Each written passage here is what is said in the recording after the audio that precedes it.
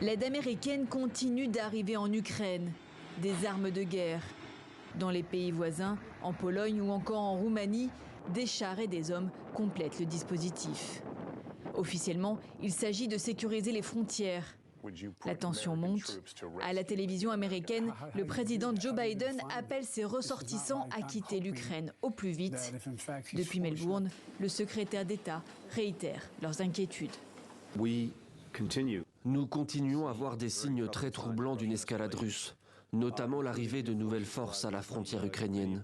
Comme nous l'avons déjà dit, nous sommes dans une période où une invasion peut commencer à tout moment. Près de 100 000 soldats russes seraient massés aux portes de l'Ukraine, à l'ouest de la Russie, mais aussi en Crimée et au Bélarus. Dans la baie de Sébastopol, les navires de guerre ont refait leur apparition. Les membres de l'OTAN multiplient les rencontres. Le secrétaire général à Bruxelles avec le Premier ministre britannique, les dirigeants des pays baltes à Berlin avec le chancelier allemand.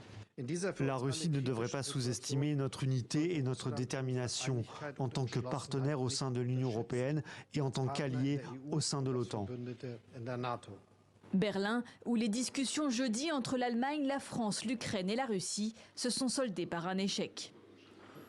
Malheureusement, près de 9 heures de discussion se sont achevées, sans résultat significatif à inscrire dans un document commun.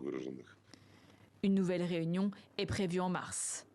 Moscou dément toujours toute velléité d'envahir l'ancienne République soviétique. Tout en multipliant les démonstrations de force, la Russie affirme au contraire craindre pour sa propre sécurité. Pour entamer la désescalade, elle demande des garanties et notamment l'assurance que l'Ukraine n'adhérera pas à l'OTAN. Des exigences jugées inacceptables par les Occidentaux.